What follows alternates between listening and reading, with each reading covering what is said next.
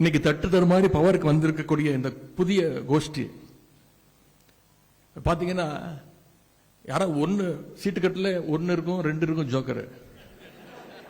இங்க 52 பேர் ஜோக்கர்.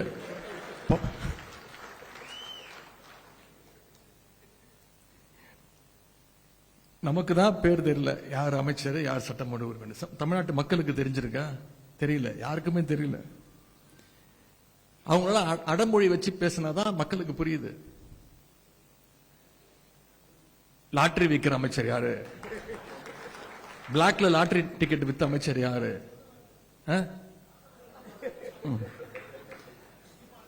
திருட்டு விசிடி வித்த அமைச்சர் யாரு? உருட்டு கட்ட அமைச்சர் யாரு? பவுடர் போடுற அமைச்சர் யாரு?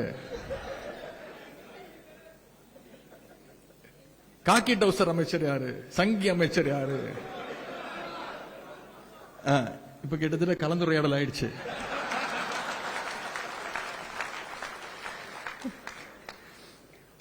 இப்படி அவங்க பேர் சொல்லி சொன்னா கூட உங்களுக்கு தான் தெரியாது. அவங்களோட பட்ட பேர் வச்சு கூப்பிட்டாதான் நமக்கே புரியுது. இதுதான் இன்னைக்கு நிலைமை. நான் நிச்சயம் சொல்றேன், 3 மாசம் தான் ஆயிருக்கு. இனி போக போக ஒவ்வொரு அமைச்சரும் நிச்சயமா பெருசா மாட்ட போறாங்க. அதுக்கு வழக்கறிஞர் நீங்க தயாராக இருக்கணும். இன்னைக்கு நாம தொடர்ந்து பெயில் வாங்கிட்டு இருக்கோம். இன்னைக்கு அந்த கூட்டத்தை, அந்த கும்பலை பெயில் வாங்குற நிலைமைக்கு நாம நம்முடைய பணிகளை அமைச்சு கொள்ள வேண்டும். இந்த அரசு ஏதோ தூய்மையான அரசு, ஊழலற்ற அரசு, மாற்றம் அப்படின்னு சொல்லி கொண்டு வந்தாங்க. கடைசி என்ன பண்ணிருக்கிறாங்க? நம்முடைய தலைவர் கொண்டு வந்த ஒவ்வொரு திட்டத்துடைய பெயரை மாத்தி இருக்கிறாங்க. வேற எந்த மாற்றமும் கிடையாது.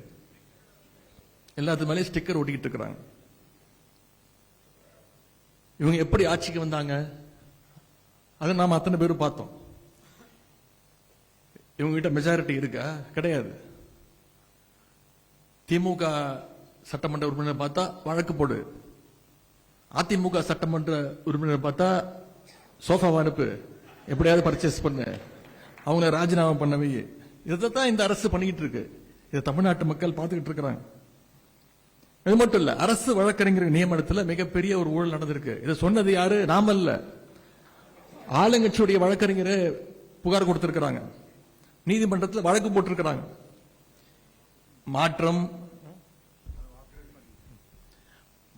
மாற்றம் தூய்மைன்னு இன்னைக்கு இதையே உருட்டிட்டு வந்தாங்க. ஆனா இன்னைக்கு கல்லா கட்ட ஆரம்பிச்சுட்டாங்க. வெகு விரைவில் மாட்ட போறது உறுதி. அதற்கு நீங்க தயாராக இருக்கணும். இதையெல்லாம் ஆதாரத்தோட நாம வெளியில கொண்டு வரணும். இன்னைக்கு பெண்கள், குழந்தைகள் தனியா வெளியே போக முடியாத ஒரு சூழ்நிலை இந்த அரசு உருவாகி இருக்கு. கோவையில் இவங்க என்ன சொல்லி ஆட்சிக்கு வந்தாங்க? போதைப் பொருளை ஒழிப்போம்னு சொன்னாங்க. இன்னைக்கு கோவையில் போதைப் பொருள் பத்தி தகவல் கொடுத்த கல்லூரி மாணவன், அவர் பேர் அமுதன், அவனை காவல்துறையை காட்டி கொடுத்திருக்கு. காவல்துறை கூப்பிட்டு கேட்டிருக்கு. இந்த பையன் எல்லாத்தையும் சொல்லியிருக்கிறான், யாரு போதைப் பொருள் விற்கிறாங்க, யார் மூலியமா சப்ளை நடக்குன்னு சொல்லியிருக்கிறாங்க. காவல்துறை யாரை பத்தி சொன்னாங்களோ, அந்த பையன் யாரை பத்தி சொன்னானோ அவங்களை கூப்பிட்டு விஷயத்தை சொல்லிட்டாங்க. இந்த சட்டமன்றத்தில் பேச ஆரம்பிச்சோடனே கல்வித்துறை அமைச்சர் பேச சொல்றாரு. கோஷ்டி பூசல், 10 பேருக்கும் தகராறு நடந்தா அதுக்கு பேரு கோஷ்டி பூசல். 10 பேர் சேர்ந்து ஒரு பையனை அடிச்சா அதுக்கு பேர் கொலை, அதுக்கு பேர் கோஷ்டி பூசலா? 10 பேர்ல 20 பேர் கொண்ட ஒரு கும்பல் அந்த பையனை அடிச்சு கொண்டு இருக்கிறாங்க. இன்னைக்கு அந்த உயிரிழந்த அந்த பையனோட அம்மா யார் மேல் நம்பிக்கை வச்சிருக்கிறாங்க? திராவிட முன்னேற்ற கழகத்தின் மேல, நம்முடைய தலைவர் மேல் நம்பிக்கை வச்சு இத திராவிட முன்னேற்ற கழகம் இத நீதி வாங்கி கொடுக்கணும், என்னுடைய பையனுடைய மரணத்திற்கு திமுக நம்முடைய தலைவர் நீதி வாங்கி கொடுக்கணும்னு அந்த அம்மா பேசிட்டு இருக்கிறாங்க. அமுதன் மரணத்துக்கு நீதி கிடைக்க நிச்சயம் திராவிட முன்னேற்ற கழகம் கண்டிப்பாக துணை நிற்கும். சட்டமன்றத்தில் நாங்க பாத்துக்கிறோம், நீதிமன்றத்தில் நீங்க பாத்துக்கோங்க.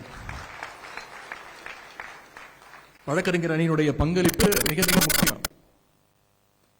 உங்க பகுதியில் நம்முடைய கழகத்தைச் சேர்ந்த யார் மேலேயாவது இந்த அரசு பொய் கேஸ் போட்டாச்சுன்னா அவங்களுக்கு நீங்க உறுதுணையாக இருக்க வேண்டும்னு நான் உங்களை கேட்டுக்கிறேன். குறிப்பா ஜென்சி இளைஞர்கள், இந்த ஜென்சி இளைஞர்களை பார்த்து இந்த அரசு பயப்படுது. அதனாலதான் அவங்கள குறி வச்சு தூக்குறாங்க. நான் இன்றைக்கு கடந்த 100 நாட்களாகவே பொதுமக்கள், நம்முடைய கழக தோழர்கள், நிர்வாகிகள், ஒவ்வொரு அணியை சேர்ந்தவர்கள் தொடர்ச்சியா ஒவ்வொரு நாளும் குறைந்தது 300 பேர் சந்திக்கிறேன்.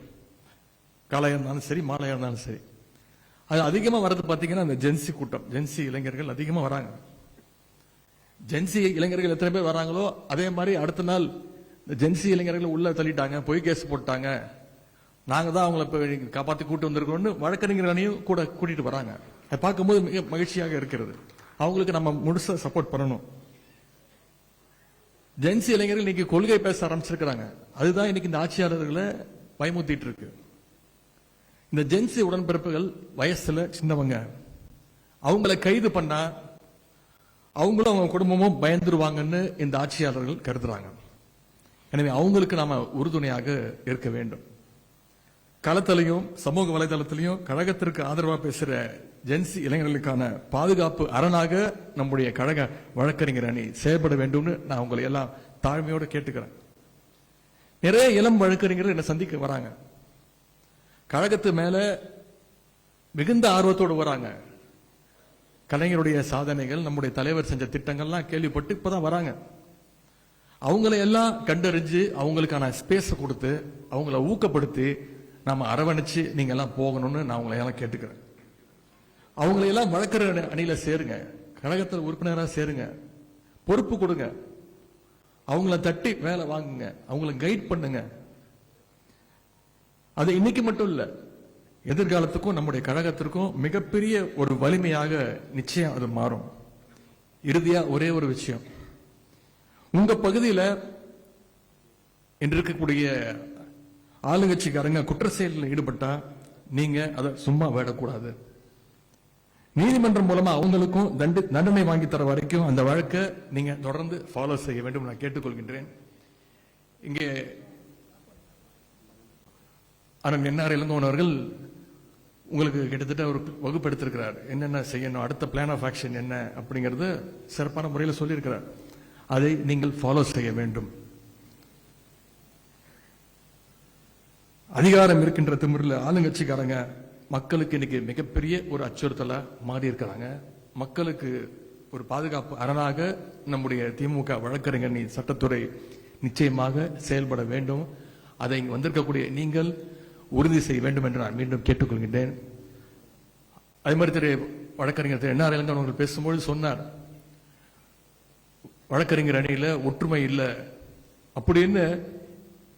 இளைஞரணி செயலாளர் பிளே ஸ்டோர் மற்றும் ஆப் ஸ்டோரில் இருந்து பாலிமர் செயலியை QR கோடு மூலம் பதிவிறக்கம் செய்யுங்கள். செய்திகளை உடனுக்குடன் பெறுங்கள்.